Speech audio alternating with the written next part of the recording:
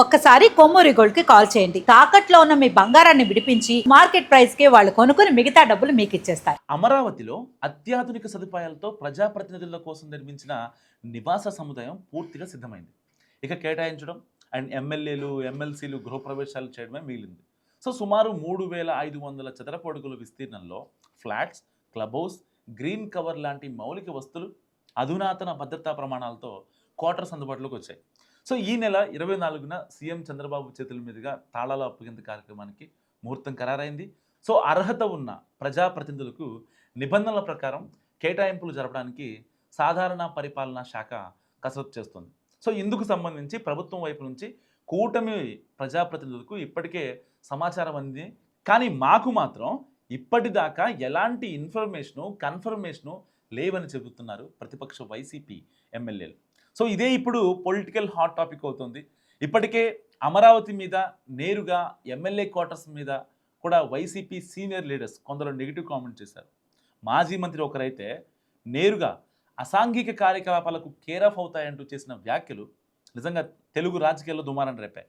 So ఇలాంటి పరిస్థితుల్లో ఇప్పుడు వైసీపీ ఎమ్మెల్యేలు ఎమ్మెల్సీలు క్వార్టర్స్ తీసుకుంటారా అన్న చర్చలు మొదలయ్యాయి. కొందరు చదువుకున్న వాళ్ళు అదే మాట వాళ్ళని అడిగితే ముందు ప్రభుత్వం నుంచి ప్రతిపాదన వస్తే కదా అసలు తీసుకోవాలా వద్ది అనే ఆలోచించేది అంటున్నారట. సో పార్టీ అధినేత జగన్తో చర్చించిన తర్వాతే మేము తుది నిర్ణయం తీసుకుంటామని కొందరు అంటున్నారు. అయితే ఈ మొత్తం వ్యవహారంలో మరో ఆసక్తికరమైన కోణం ఉంది. మేము ఎక్కడా అమరావతిని నేరుగా వ్యతిరేకించలేదు, ఆ పేరుతో జరుగుతున్న అవినీతికి మాత్రమే వ్యతిరేకమని వైసీపీ లీడర్స్ చాలా తెలివిగా సమాధానం చెప్తున్నారు. అమరావతి ప్రాంతంలో నిర్మాణాలు జరగడంపై అభ్యంతరాలు లేవని, అందులో జరిగే అవినీతి అక్రమాలపై తమ పోరాటమని చెబుతోంది విపక్షం అసెంబ్లీకి రాకుండానే. సో దీని ఆధారంగానే సరికొత్త డిస్కషన్స్ స్టార్ట్ అయ్యాయి.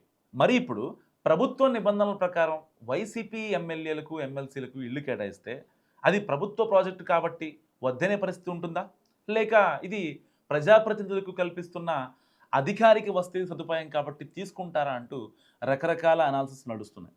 సో ఏపీ రాజకీయ వర్గాల్లో ఇదే సమయంలో మరో ఆసక్తికరమైన చర్చ ఏంటంటే క్వార్టర్స్ తీసుకున్న ఎమ్మెల్యేలు ఎమ్మెల్సీలకు ఇప్పటి వరకు వస్తున్న దాదాపు 50,000 రూపాయల హెచ్ఆర్ఏకు కోత పడుతుంది.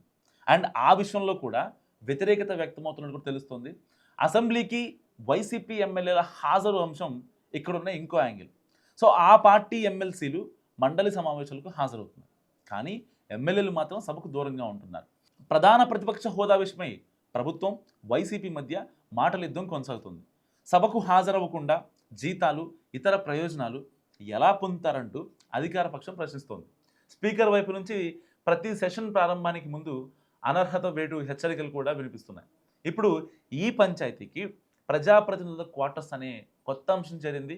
ఈ క్రమంలో ప్రభుత్వం నుంచి అధికారిక ప్రతిపాదన వస్తే వైసీపీ ఎమ్మెల్యేలు ఎమ్మెల్సీలు ఎలాంటి నిర్ణయం తీసుకుంటారనేది ఆసక్తికరంగా మారింది. ఒకవేళ క్వార్టర్స్కు ఓకే చెబితే వాళ్ళు నివాసం ఉన్నా లేకున్నా అమరావతిలో ప్రభుత్వం కల్పించిన అధికారిక వస్తువులను వైసీపీ సభ్యులు అంగీకరించినట్టే అవుతుంది.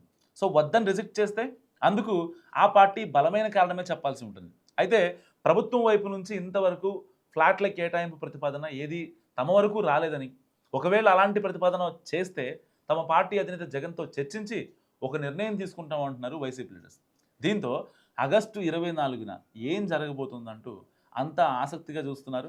అవినీతి పేరుతో తాము వ్యతిరేకించిన అదే అమరావతిలో ప్రజాప్రతినిధుల కోసం ప్రభుత్వం నిర్మించిన ఇళ్లల్లోకి వైసీపీ ఎమ్మెల్యేలు ఎమ్మెల్సీలు అడుగు పెడతారా, లేక ప్రభుత్వం ఇల్లు ఇచ్చినా వద్దంటారా అన్నది ఇప్పుడు హాట్ టాపిక్గా మారింది. మీరేమనుకుంటున్నారు? మస్ట్ కామెంట్ చేయండి.